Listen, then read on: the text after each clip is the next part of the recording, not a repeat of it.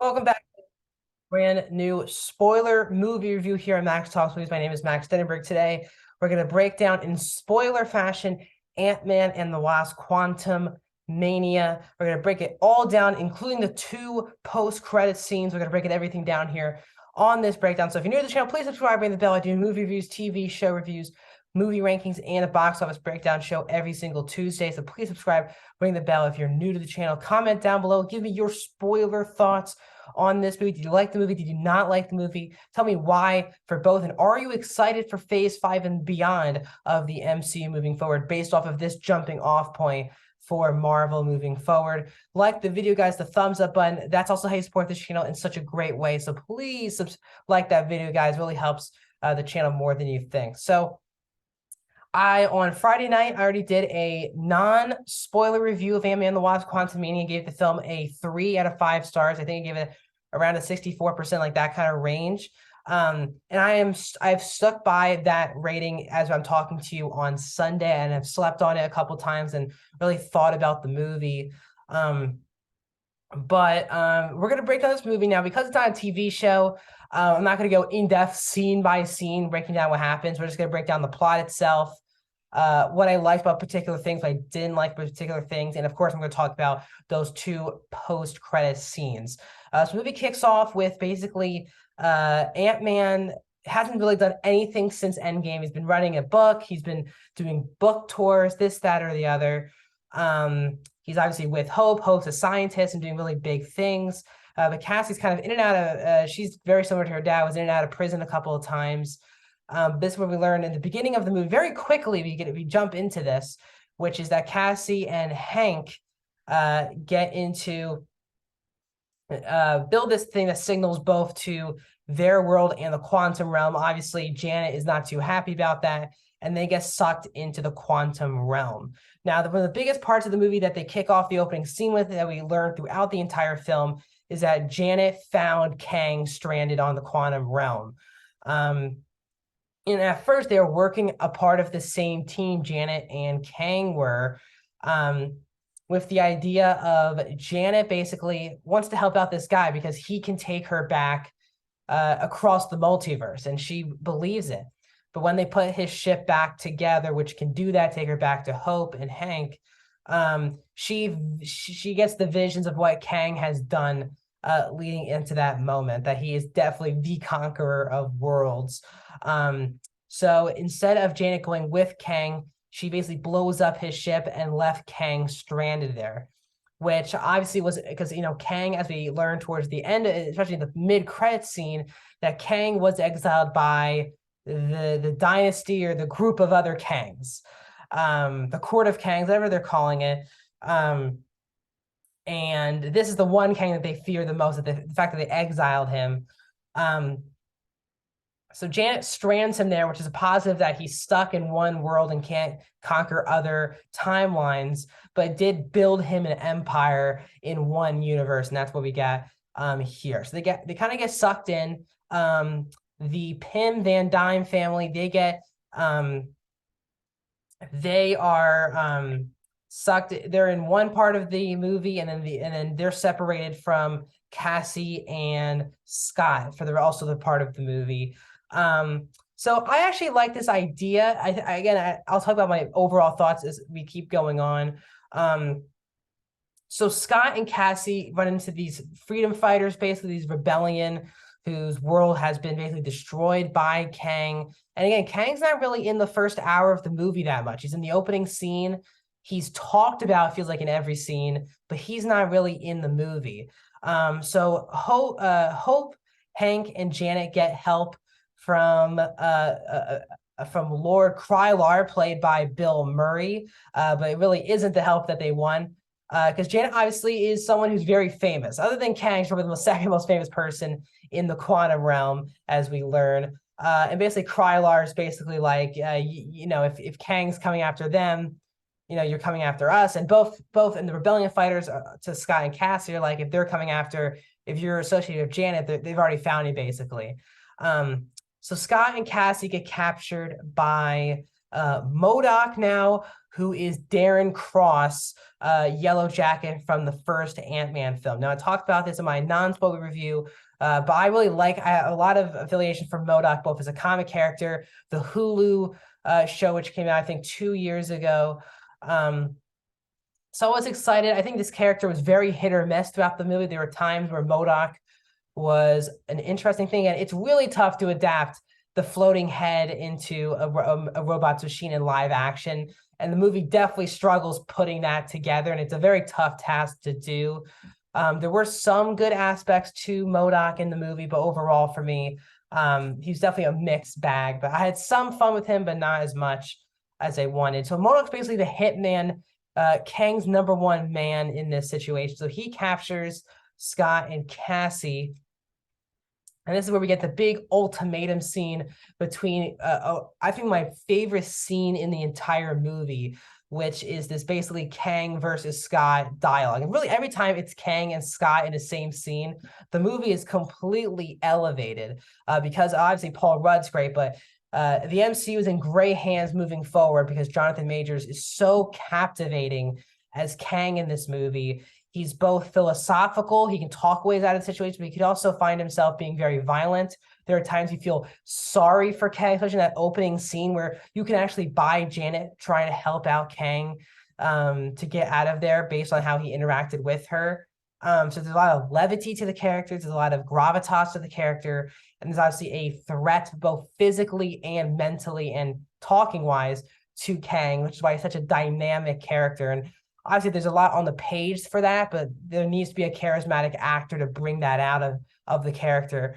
And that's why Jonathan Majors is brought in to be that. So he is by far and away, as I said in my non-spoiler review, the single best part of this movie.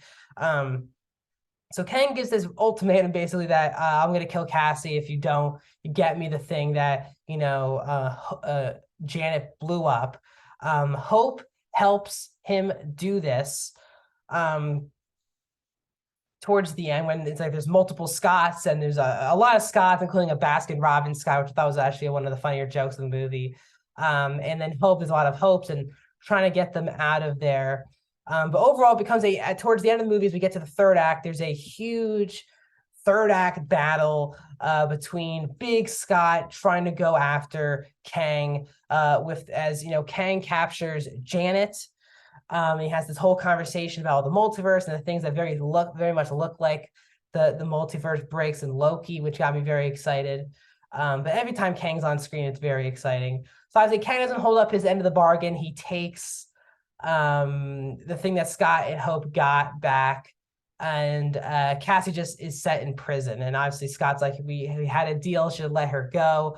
All of these things. So Cassie escapes prison with the rebellion fighters, and her arc kind of is that she has this huge thing with MODOK towards the third act movie. MODOK keeps chasing her down, and then I think a thing that falls really flat in this third act is the MODOK turning to a good guy towards the end of the movie, where Cassie's like, you're just being a D word. And I don't want to say that just in case I get claimed here. Basically MODOK saved the day because of Cassie's talk, and Cassie has some of the cheesiest dialogue towards the third act of this movie. The hologram where she's trying to inspire people was so corny and cheesy and forced. And as I still state, Cassie is my least favorite part of this movie of the main cast. I love Catherine Newton, and I do want to see Catherine Newton as Cassie Lang moving forward. It's not the performance, it's just the dialogue that she was given makes her so unlikable in the first act of this movie, where she's just complaining about Scott and saying, oh, Scott's done nothing. Her dad's done nothing since saving the world, and her dad's just doing absolutely nothing with his life and all these things. And it just comes off really off to me.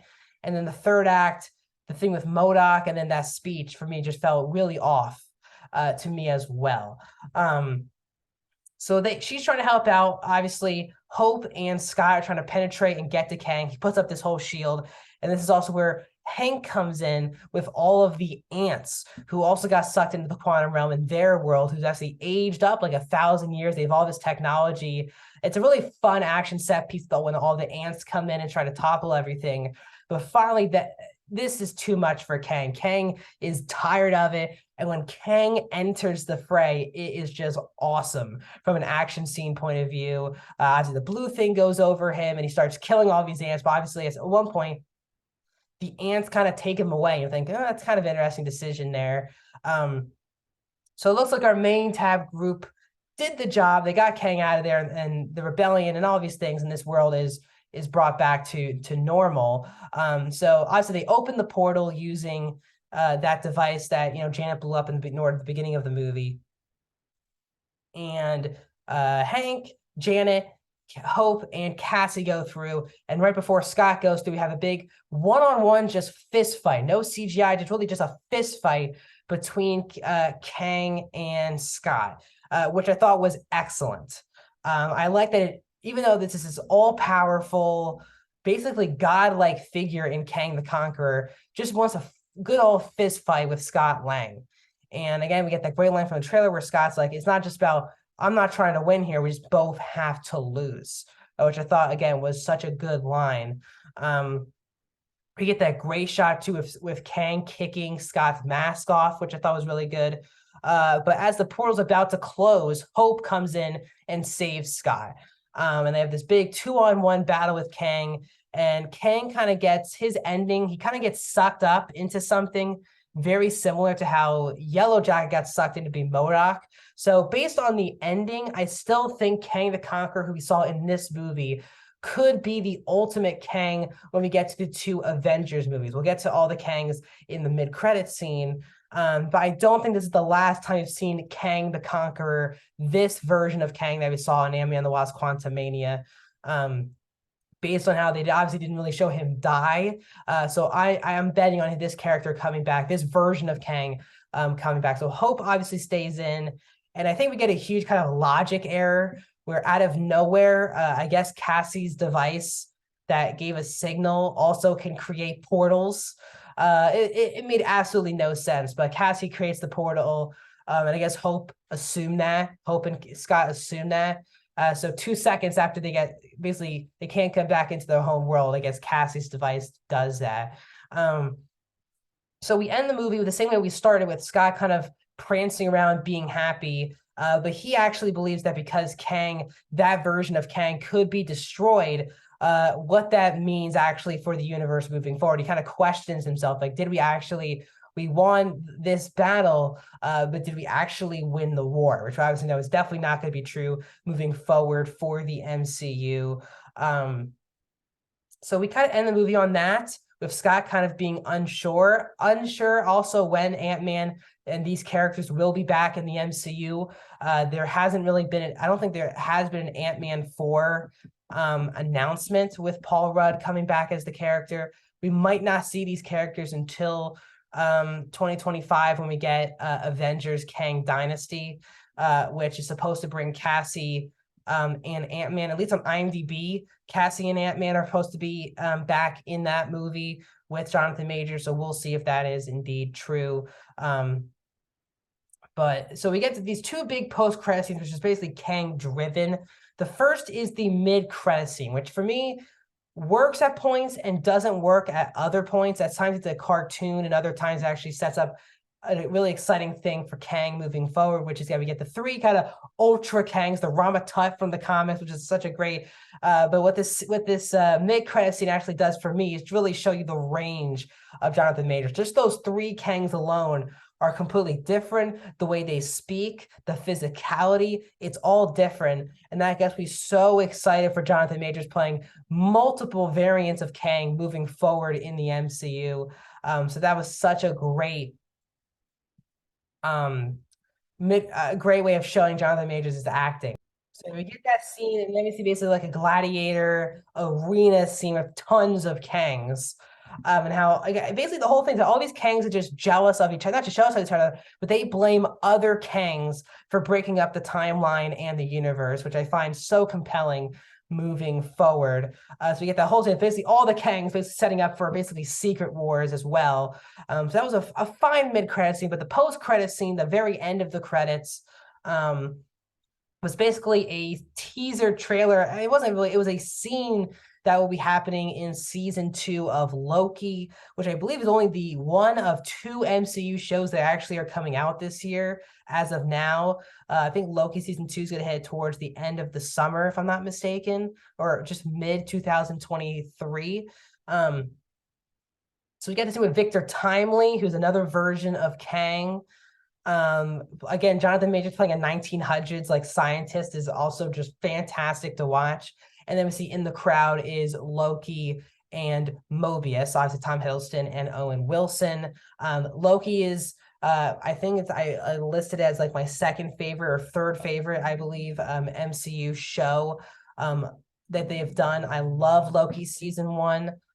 So I'm very pumped because Jonathan Majors is going to be a factor in most, if not all, of the Marvel movies moving forward here in the MCU. And it looks like he will be a factor once again in not just being a cameo or just a one episode guest star in Loki. I think he's going to be one of the main featured villains in Loki season 2 as the timeline broke in that movie with the man who remains. So I still think this movie's okay. I broke down the plot. Not a lot of character arcs at all to talk about in this movie. It's an okay MCU movie for me. It's kind of fitting in the middle for me of the MCU.